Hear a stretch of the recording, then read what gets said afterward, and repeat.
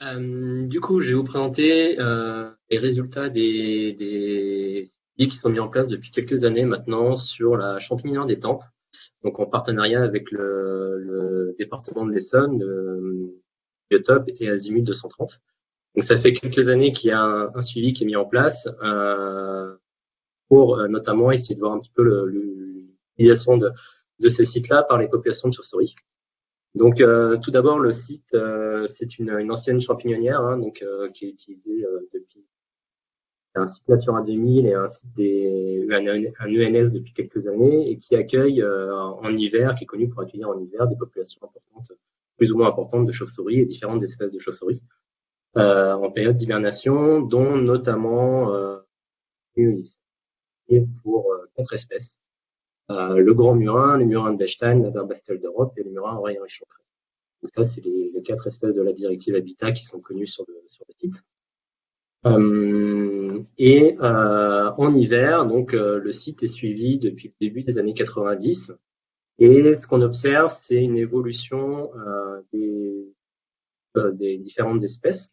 Au tout début des années 90, hein, la première principale espèce connue sur le site, c'était le murin de Menton. Les effectifs ont plus ou moins stagné, voire diminué tout au long des différentes années. Et depuis 2015, il y a une évolution assez importante qui apparaît, c'est l'augmentation des effectifs, relativement importante, notamment sur le dernier comptage, donc le comptage 2019-2020 de l'hiver dernier, où on a obtenu, il a été compté plus de 325 individus et une grande partie sont liés au murin à oreille échancrée qui accueille donc l'hiver dernier, il y a plus de 250 individus qui ont été observés sur ce site. Donc c'était la principale utilisation du site connu sur le site par les chauves-souris, donc l'utilisation de la champignière des tempes comme un site d'hibernation pour différentes espèces de murins, dont donc ces dernières années essentiellement le murin à oreille échancrée.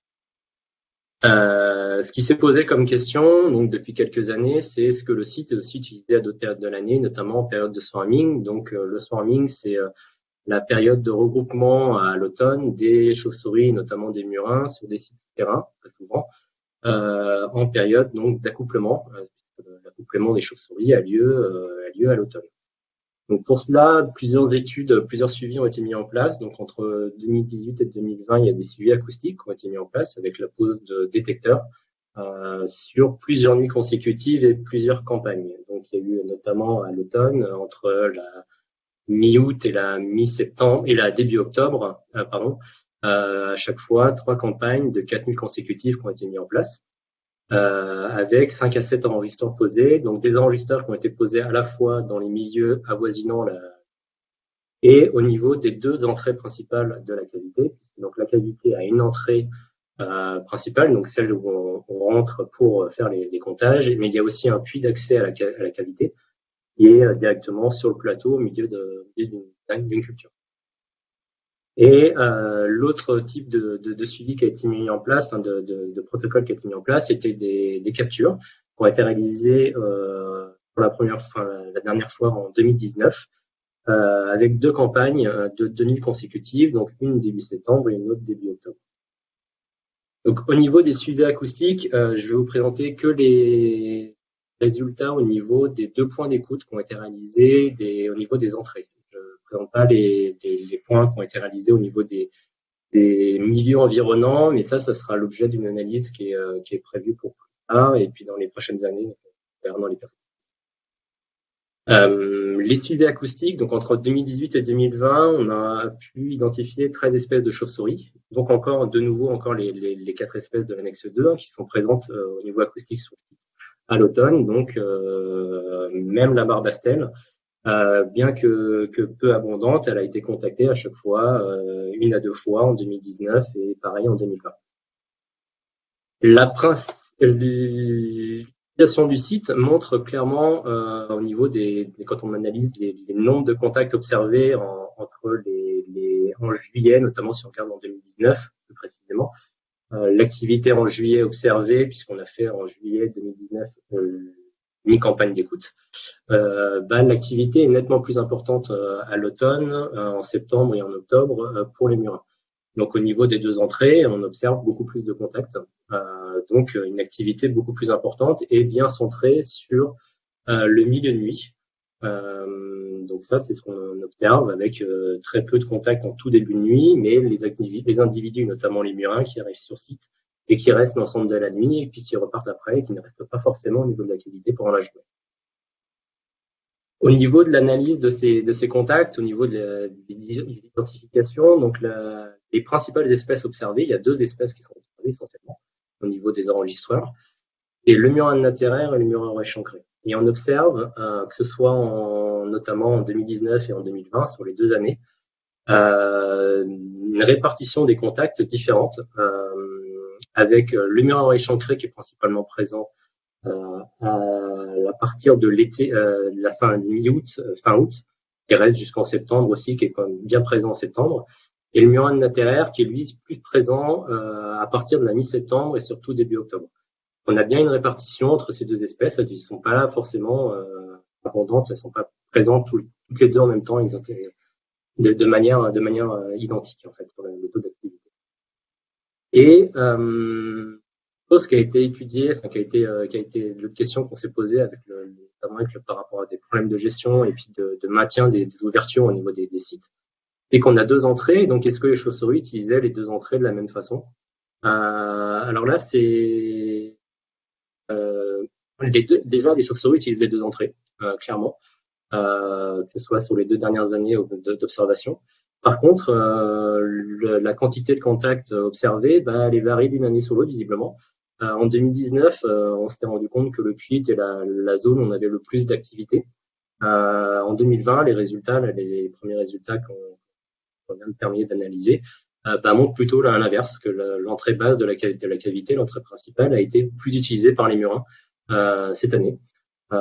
Difficile de savoir si c'est qu'est-ce qui a pu changer. Alors en 2019, il y a des captures qui ont été réalisées. Alors par contre, les captures ont été réalisées à chaque fois les 2 nuits après les campagnes d'écoute. Donc a priori, il n'y avait pas de raison que ce soit les captures qui auraient pu inciter les bêtes à utiliser plus ou moins tel site. Donc voilà. Au niveau des captures, en 2019, du coup, on a fait 4 nuits de capture, donc avec à chaque fois des filets posés au niveau des entrées et à proximité immédiate aussi dans les milieux environnants. Sur l'ensemble de ces 4 nuits réparties donc début septembre et début octobre, des nuits à chaque fois consécutives, il y a plus de 260 individus qui ont été capturés. Et on a la seule espèce au niveau des espèces de la directive, la seule espèce qui n'a pas été capturée, ça a été la barbastème. Sinon, on a bien capturé donc murin échancré, murin nateraire, mais également du grand murin, du murin de Bechstein, du murin de Daubenton. Donc l'ensemble des myotis en fait qui affectionnent le site et qui ont été observés au niveau acoustique. Et du coup, le murin échancré et le murin nateraire, comme au niveau acoustique, sont les deux principales espèces qui ont été capturées.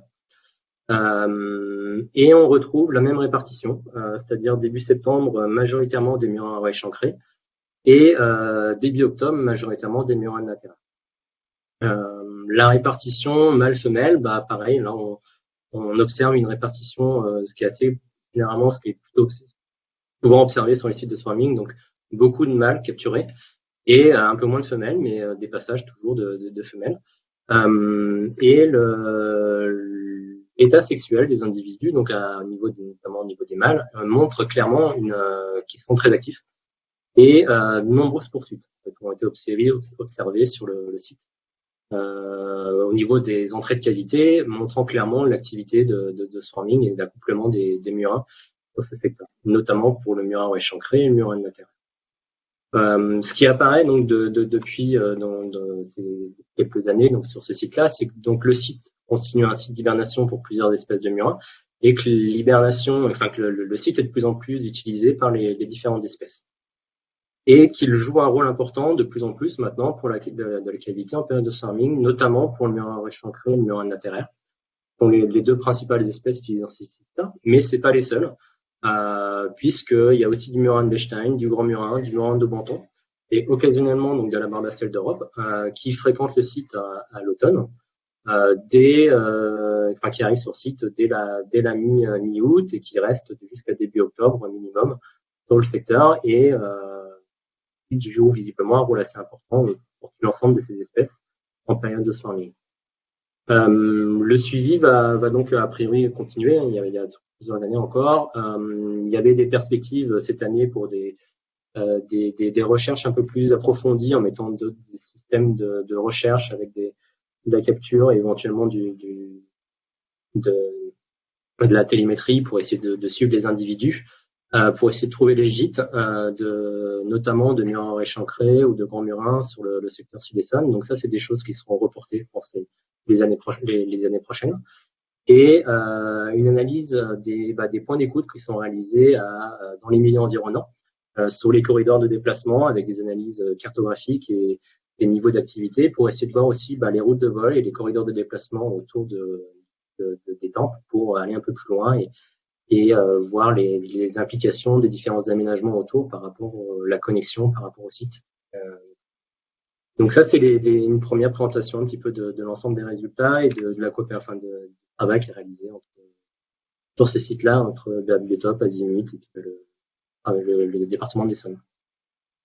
Voilà. Et puis merci à tous les bénévoles qui ont participé notamment aux sessions de capture.